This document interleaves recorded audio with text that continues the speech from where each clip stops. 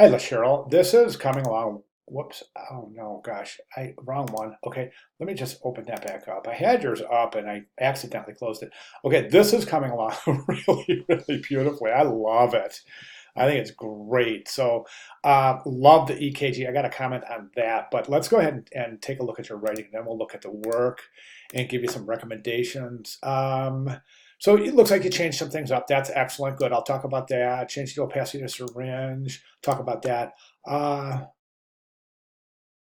I want to talk about the narrative. I agree. I think it's really.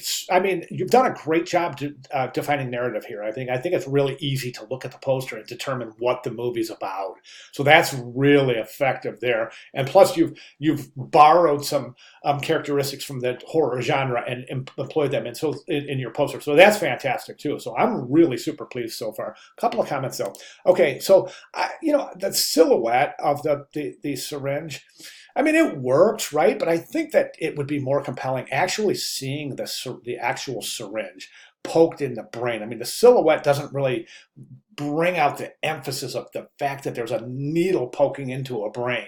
So I think just presenting that as an actual syringe would be more beneficial. Also, I think the brain itself is kind of receding. I want that brain to advance in the composition. And the reason being is because it's just so compelling. It's such a compelling image. We really want to see the little reflections and the little textures and the little veins and everything in that brain.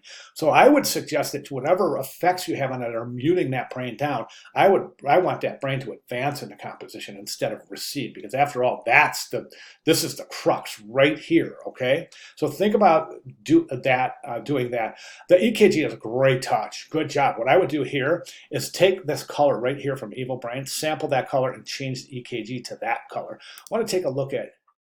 Okay, good job. Nice type up there. That could even be a little bit, bring it down a little bit, maybe just well, actually, it'll interfere with the EKG. So maybe bring the EKG down, but that'll interfere with the syringe. So I get it. I get it. Okay, so this is good. Actually, that's just perfect. So, okay, now the next recommendation I have is this. And LaCheryl, listen, this is the thing, okay? Now, when we look at movie posters, those production credits at the bottom those are critical. They are critical. I know it's optional for this assignment, but if you can put some realistic looking production credits on the bottom of this poster, boy, it's going to drive this thing home. I promise you this is going to look just like a movie poster once we get those credits in place.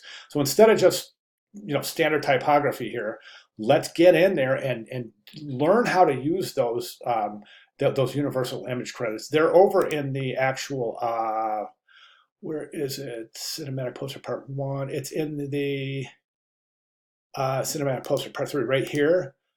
So I want to just show you again so you know where they're at here. Oh, okay, they're not there. They must be back in the week 2. So we go to week 2, rough composite for cinematic poster. I think that's where they're at. Yeah, they're right here.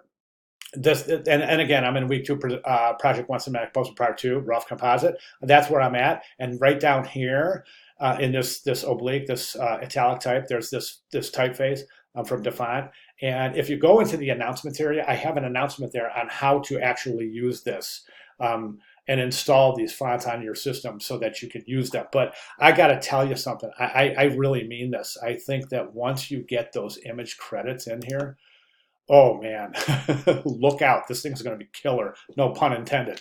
But yeah, so let's work towards that goal. And I can't wait to see this guy. I'm really looking forward to this one. Okay, so any questions at all, please let me know. All right, thank you very much.